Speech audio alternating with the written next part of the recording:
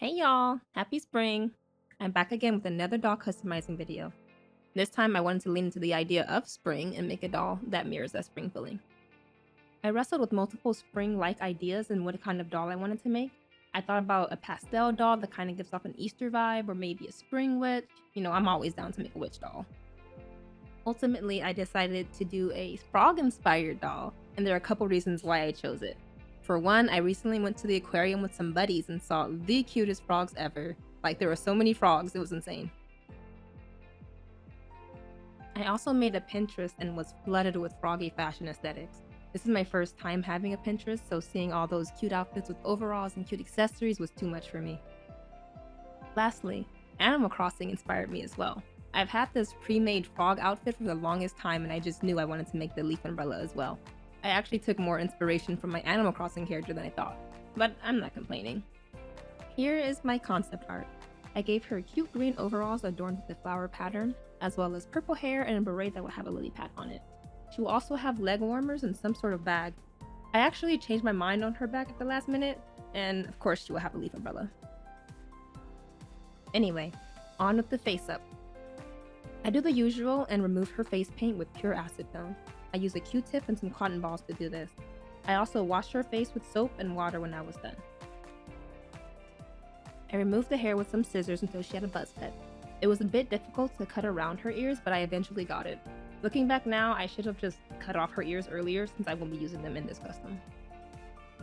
With her face and hair prepped, it's time to remove her head. I dip her in a bowl of boiling water and let her sit there for about a minute. Then I carefully pull off her head.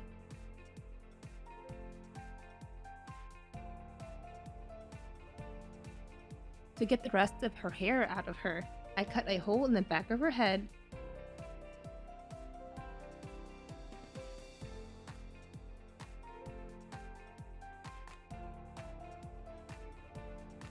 and pull her hair out with some pliers or whatever this tool is called. This glue on the doll was crazy. It was so gluey and sticky and nasty.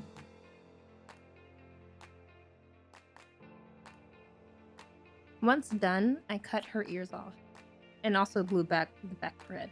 And with that, the face is ready to be customized. To start her face up, I blushed her cheeks with a reddish pink soft pastel. I then got out the concept art and carefully drew the outline of her eyes. I try to take my time because normally I have a hard time recreating something that I drew previously. I also filled her eyes with a nice green color. And by the way, my big head is in the shot a lot for this doll, and I'm sorry. These dolls are so tiny, I need them to basically be in my retinas for me to see what's going on. So once the first layer is done, I spray her with Mr. Super Clear Spray. On the later layers, I just rinse and repeat with building the color up. I wanted to give her a white iris, kind of like my previous doll Candace, only because I like how it looks. I'm also giving her some slight makeup, which you probably saw in the concept art. It's a mixture of purple, green, and yellow eyeshadow. I feel like this would make her face pop a bit more. My previous dolls weren't given any makeup, so this was to combat that. Once my watercolor pencil stopped building up color, I switched to my gouache paints. I used the paints to brighten up her eyes and makeup until I was satisfied with the result.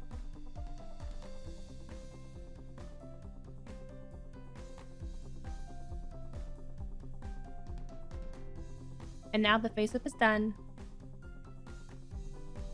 For her clothes, she kind of has a lot going on. I start off with her white underdress. It was pretty simple. It's actually the same pattern as Gwendolyn's dress, just made it shorter. Here's the dress. It came out so cute. I might be a seamstress after all.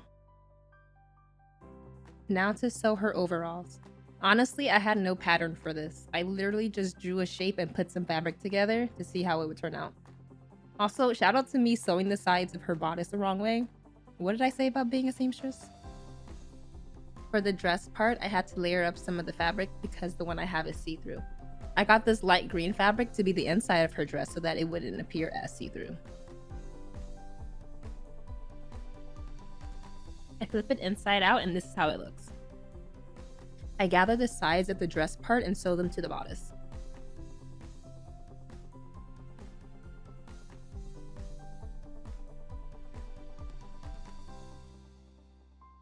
Side note, I never thought there would be consequences to sewing over pins, but I guess there are. Taking a break from sewing the clothes, I decide to work on some accessories. I start working on her leaf umbrella. I happen to have some cloudy, foamy clay from my aunt, so I thought I'd use that for the umbrella. The material was easy to sculpt too. I referenced the leaves from the aquarium as well as the Animal Crossing leaf umbrella to get the perfect shape and then set it down to dry for a couple of hours. On a random tangent, I happened to have come across some felt craft flowers while scrolling through Pinterest one day and wanted to somehow incorporate that into my doll. I made a couple of flowers, but they weren't too cute, but then I made this water lily flower to go with her lily pad beret. I then made the leaf part of the water lily and sewed them together. When I was done, I pressed the flowers to shape and the felt water lily is complete.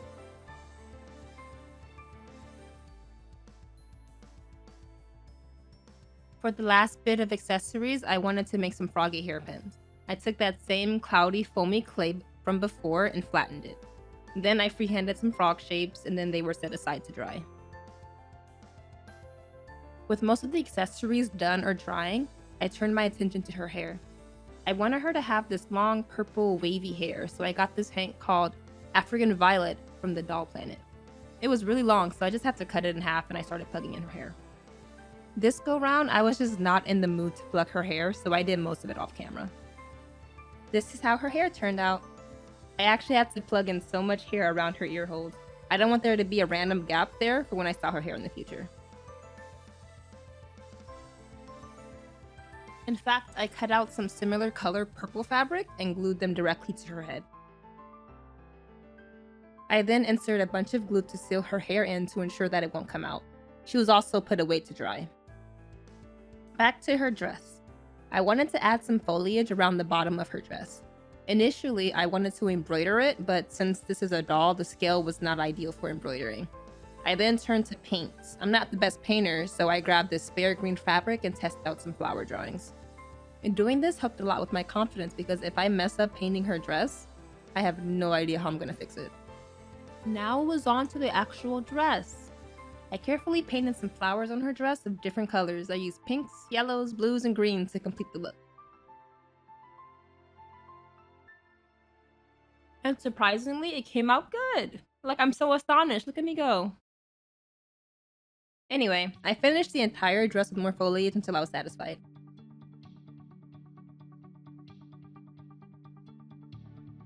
After that, I quickly sewed her leg warmers. It was super simple, just a square shape sewed at the ends and bunched up. Nothing special. I actually should have just used some stretchy fabric for the authentic leg warmer look, but I didn't have any on me. I put the leg warmers on the doll to better gauge how many folds it would need, and even sewed some pieces on to make sure it wouldn't unravel.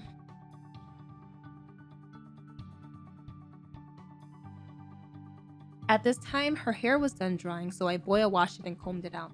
There was quite a bit of stragglers at the bottom, but I just cut them off and then I set her aside to dry again.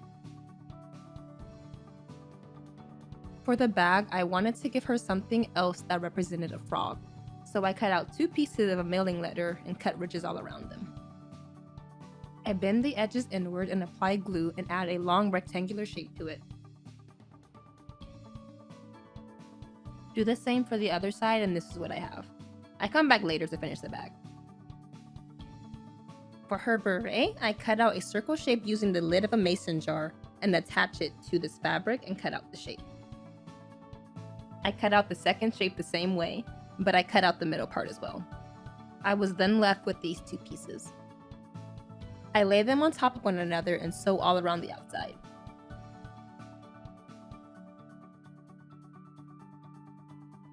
Turning it inside out, it should look like this, and that's literally it.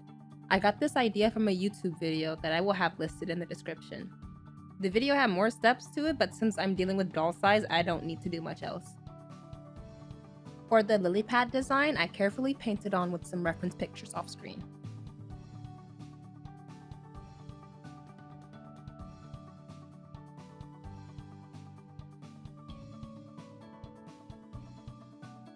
Once I was done, I used a pink sewing pin to put in the water lily on top of the lily pad design, and now I have a lily pad beret with the water lily on the back. The last time I left off on the dress, it didn't have any straps. I got some spare fabric and cut the bottom of it to resemble the clothing strap. I then sew all around the strap to give it more of an interesting look. I do this for both of the straps.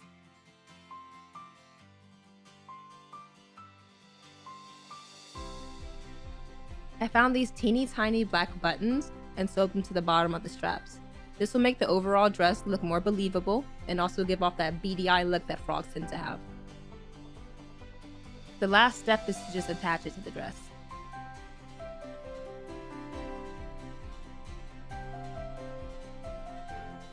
Going back to the bag, I cover the entire thing in pink fabric. I figured that there's enough green in the doll.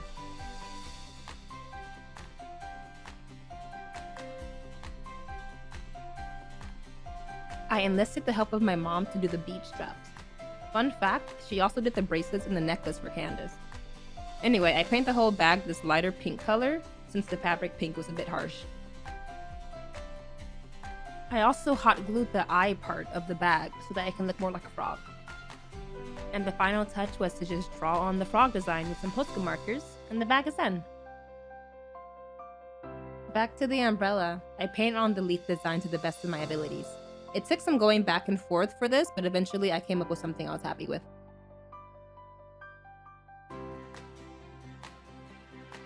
For the umbrella handle, I used some regular air dry clay and rolled it into a stick where I then painted it a dark green color.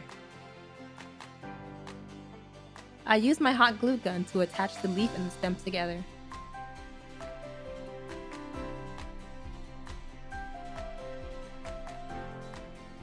Once the glue dried, I painted that part as well to blend in with the umbrella.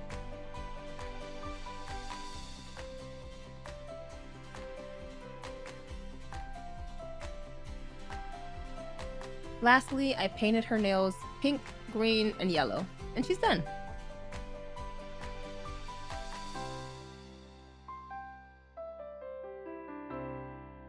Now to reunite her head with her body. Except I had such a hard time. It turns out that her hair was taking up so much space inside her head, I actually had to chop off part of the neck peg just so it could fit inside her head. I also cracked her face a little bit, so I had to respray her with Mr. Super Clear. Anyway, she's good as new. The last thing I did was curl her bangs, and now she's done.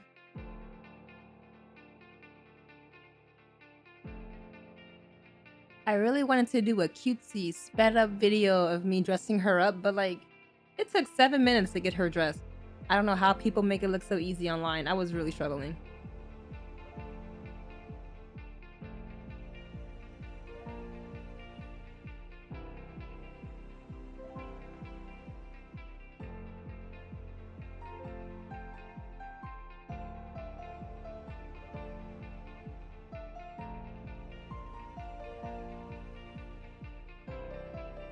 I decided to name her Lilly.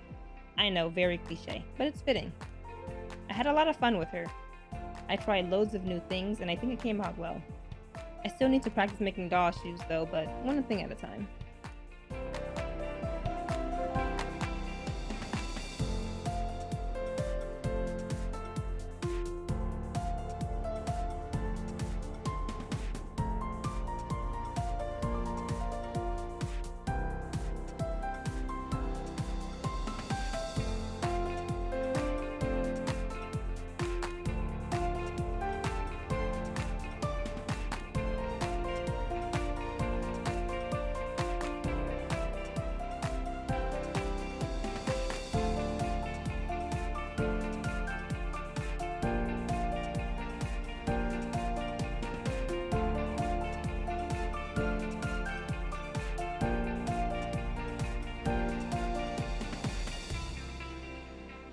So that's my Froggy Girl video. I hope you enjoyed. See you in the next one. Bye! Ultimately, I decided to go with a... No! No! What? I didn't even read it right. Here is my concept art. I gave her Okay. I actually changed my mind on her bag at the last minute. Of course...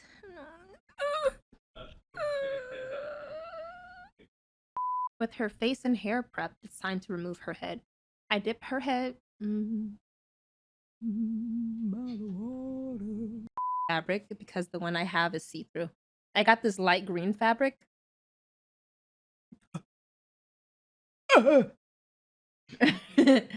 Too cute, but then I made this water lily flower to go with her lily pad beret. Bro, that last word? You wrote it. No, I waited too long to say it. I used my hot gun.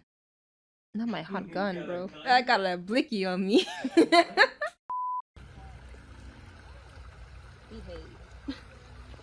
Stay put, girl. Oh no! I turned around for a second. I know, she didn't listen.